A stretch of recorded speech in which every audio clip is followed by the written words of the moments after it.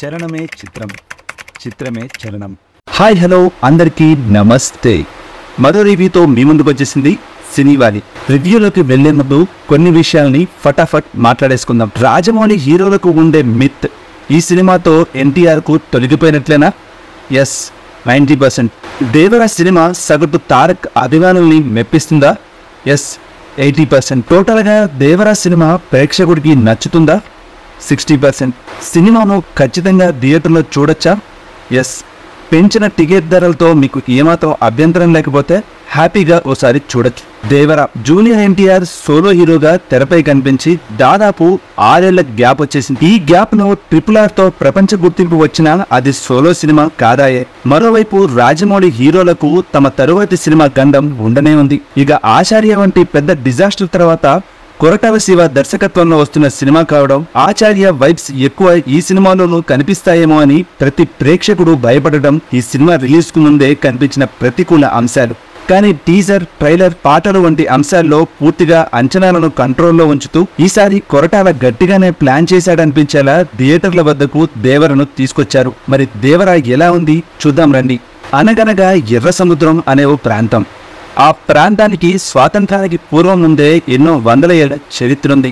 ఆ ప్రాంతంలోని 4 ఊళ్లకు 4 వీరులు, అందులో దేవర ఒకడు. తాను చేస్తున్న పని ఎలాంటిదైనప్పటికీ నిజాయితీగా తనని నమ్ముకున్న వాళ్లను, ఊరి వాళ్లను తప్పుదారి పట్టనివ్వకుండా కాపు కాసే ఓ వీరుడు, పెద్ద దిక్కు లాంటివాడు. ఓ సంఘటనతో తాము చేసే పనులన్నీ ఇక ఆపేయాలని, తప్పుడు పనులు మాని మంచి పనులు చేసుకోవాలని గట్టిగా చెప్తాడు. చెప్పడమే కాదు, అందుకు తానే పూనుకుంటాడు. ఇది నచ్చని మిగిలిన ఊళ్లలోని వారు దేవరను తప్పించి సముద్రాన్ని తామే శాసించాలనుకుంటారు. మరి దేవర ఏం చేశాడు?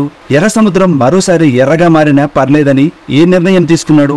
దేవర కోసం తన కొడుకు వర ఏం చేశాడు? ఇవన్నీ తెలుసుకోవాలంటే సినిమా చూడాల్సిందే. సినిమాలో నాకు నచ్చిన పాజిటివ్ పాయింట్స్, ఎవరు ఏమన్నా ఈ సినిమాను తారక్ తన భుజాలపైన మోసాడు. చాలా డల్ సీన్స్ ను కూడా తన నటనతో మ్యాజిక్ చేసి సీట్లలో ఆడియన్స్ ని కూర్చునేలా చేశాడు. ఇంకా చెప్పాలంటే వరా పాత్ర కంటే దేవరా పాత్రకు 100% న్యాయం చేశాడు తారక్. ఇక నాకు వ్యక్తిగతంగా నచ్చిన మరో అంశం ఈ సినిమాకు చేసిన కెమెరా వర్క్. 3 గంటల రన్ టైం ఉన్న ఈ సినిమాను ప్రేక్షకులు థియేటర్లో చూడగలిగారంటే అందుకు కారణం కెమెరా వర్క్ చేసిన రత్నవేలు. సినిమా అంటేనే విజువల్స్. రత్నవేలు వర్క్ వల్లే ఈ సినిమా విజువల్ గా చాలా బాగా వచ్చింది. అందుకు సెల్యూట్ చెప్పాల్సిందే. దేవర సినిమాకు మరో ప్రాణం మ్యూజిక్. ఫస్ట్ హాఫ్ నుంచి లాస్ట్ ఫ్రేమ్ వరకు రత్నవేలు విజువల్స్ కు, ఎన్టీఆర్ నటనకు వెన్నెముకగా నిలిచింది అనిరుద్ బీజిఎం. సినిమాలో ఉన్న పాటలు 4. అందులో దావుదీ సాంగ్ ను కట్ చేస్తున్నట్లు ముందే చెప్పారు. అయితే బీజిఎం తో చాలా సీన్లను నీరసించుకోనివ్వకుండా నిలబెట్టాడు అనిరుద్. ఓవరాల్ గా సినిమా 1 టైం వాచ్ గా నిలిచిందంటే దాని క్రెడిట్ అనిరుద్ కి కూడా దక్కుతుంది. సినిమాలో వచ్చే ప్రధాన యాక్షన్ సీక్వెన్స్లు బాగున్నాయి. కాస్తో కూస్తో అవే ఈ సినిమాను నిలబెట్టే ప్రయత్నం చేశాయి. మరో పాతఘట్టం అవ్వకుండా ఈ యాక్షన్ సీక్వెన్స్లే సినిమాను కాపాడాయి. దేవరకు బాగా కలిసొచ్చే అంశం ఏదైనా ఉందంటే అది ఈ సినిమాలోని ఫస్ట్ హాఫ్. ఒక్కో పాత్రను పేర్చుకుంటూ కథలోకి వెళ్తూ మధ్యలో యాక్షన్ సీక్వెన్స్ తో మంచిగా డిజైన్ చేశాడు కొరటాల. అయితే ఈ మంచి అనే విషయం ఫస్ట్ హాఫ్ కి మాత్రమే పరిమితమైంది. సినిమాలో నాకు నచ్చని అంశాలు, దేవరాను కథగా పేపర్ మీద పెట్టి ఎర్ర సముద్రం అనే ఒక బ్యాక్ డ్రాప్ లో పకడ్బందీ స్క్రీన్ ప్లే రాయొచ్చు. కానీ అలాంటి మంచి అవకాశాన్ని వదులుకున్నారు దర్శకుడు కొరటాల శివ. అదే దేవరకు పెద్ద మైనస్ గా మారిపోయింది. నా వరకు ఈ సినిమాకు విలన్ కొరటాలనే అనిపించింది. తెరపై డ్రామా పండగ సీన్లన్నీ సాగుతూ వాటి మధ్యలో యాక్షన్ సీన్లు మాత్రమే కాస్త అలరిస్తూ చివరకు సినిమాను ముగించాడు కొరటాల. ఇక ఈ సినిమాలో జాన్వీ కపూర్ పాత్ర చాలా అంటే చాలా చిన్నది. ఒక రకంగా చెప్పాలంటే కేవలం ఒక పాట, ఇంకా 5-6 నిమిషాల స్క్రీన్ ప్రెజెన్స్ మాత్రమే ఆమె ఈ సినిమాలో కనబడుతుంది. మరి పార్ట్ 2లో పెద్దగా ఏమన్నా ప్లాన్ చేశాడా ఆమె పాత్రను అనేది కొరటాలకే తెలియాలి. దేవర సినిమాకు సంబంధించి నాకున్న biggest complaint second half writing and climax.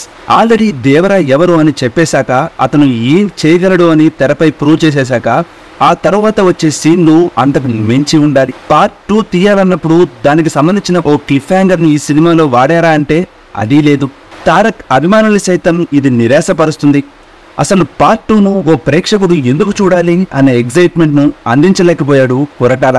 భాషా సినిమా టెంప్లెట్ అని ఒకటి ఉంటుంది. దాన్ని ఈ సినిమా స్క్రీన్ ప్లే లో రివర్స్ లో వాడారా అని నా వరకు అనిపించింది. ఓ రకంగా ఇది పార్ట్ బ్రేకింగ్ ప్రయోగమే కానీ సెకండ్ హాఫ్ సినిమాకు పెద్ద దెబ్బ కొట్టింది. ఎందుకంటే ఈ సినిమా రన్ టైం కూడా 3 గంటలు. స్క్రిప్ట్ పై పక్కాగా కూర్చుంటే పార్ట్ 2ను కూడా కలిపి ఒకే పార్ట్ లోనే ఓ బ్లాక్ బస్టర్ సినిమా తయారు చేసే ఛాన్స్ ఉండేది. మరి పార్ట్ 2ను తప్పనిసరిగా తీయాలనే లక్ష్యంతో ఉన్నారో లేక పార్ట్ 2లో ఇంకేదైనా గొప్పగా చూపిద్దామని అనుకున్నారో ఇప్పటికైతే తెలియదు గానీ 3 గంటలు కూర్చోబెట్టగలిగే సీన్స్ అయితే ఫుల్ గా రాయలేదు, తీయలేదనే అర్థమవుతుంది. సినిమా పూర్తయ్యాక దేవర పాత్ర మనసులో ఉంటుంది కానీ వావ్ అనిపించదు. ఇక కొరటాల కూడా తన స్క్రీన్ ప్లే తో కివ్వని కేటబెట్టించలేకపోయాడు. ఇది దేవర సినిమాపై సినీవాలి అభిప్రాయం. ఈ సినిమా మీకెలా అనిపించిందో కింద కామెంట్ లో మెన్షన్ చేయడం మర్చిపోకండి. మరోసారి మరో రివ్యూతో మళ్ళీ కలుద్దాం.